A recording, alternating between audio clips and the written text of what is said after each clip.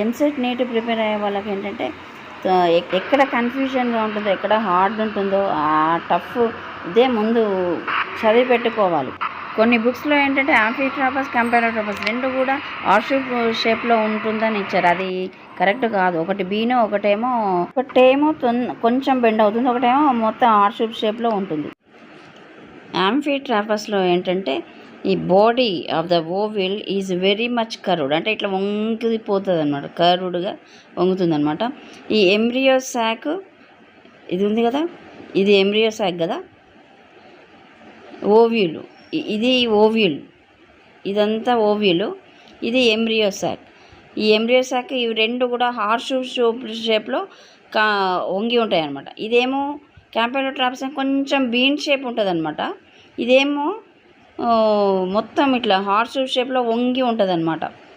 ఇవన్నీ ఇదే తేడా అనమాట. ఇది ఏంటంటే దీనిలో ఏంటంటే ovule, embryo sac both are curved like a horse shape here. So example ఏంటంటే lemna, poppy, papaveraceae, alismataceae, butomaceae ఇవన్నిట్లో ఏంటంటే ఈ ఆంఫిట్రాపస్ అండం ఉంటుందన్నమాట.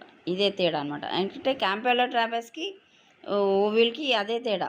ఈ బాడీ అంతా కూడా చాలా కర్వ్గా ఉండి రెండు ఎంబ్రియో శాక్, ఓవిల్ రెండు కూడా హార్స్ షేప్లో వంగి ఉంటుంది, గుర్రపునాడ ఆకారంలో వంగి ఉంటుంది అనమాట. ఇదే తేడా అనమాట. ఇంటెగ్మెంట్స్ ఇది ఈ క్యాంపెలోట్రాపస్కి. ఇందులో ఏంటంటే సర్సినోట్రాపస్ ఒక రౌండ్, ఇంకో 360 degrees, ఇంకో లేయర్ ఫామ్ అవుతుంది అనమాట, ఇంకో రెండు. ఇక్కడ ఏంటి, ఇది కూడా ఈజీ, ఇది పక్కనే ఉంటాయి. ఫినికిల్ను మైక్రోపైల్ దగ్గరగా ఉంటుంది, దాన్ని గుర్తించదు. ఇదంతా ఒకటే స్ట్రైట్ షేప్. ఇదేమో ఎమియానాట్రాపస్ ఆర్ ఎమిట్రాపస్. ఇదేంటంటే సరిగ్గా 90 degrees ఉంటుంది ఇవి రెండు. ఇవన్నీ ఈ 4 కూడా గుర్తించవచ్చు. ఇది మాత్రం బీన్ షేప్లో ఉంటుంది, ఇదేమో గుర్రం నాడ ఆకారంలో ఉంటుంది. ఇక్కడ ఏంటంటే కొంచెం వంగి ఉంటుంది. ఇది రెండు కూడా ఈ మైక్రోపైల్ అనేది బెంట్ అయి ఉంటుంది. ఇది రెండు దగ్గరగా వచ్చి ఈ రఫే అనేది ఐలస్ ఇందులో కలిసిపోతుంది అనమాట. ఇది ఇక్కడ అది తేడా.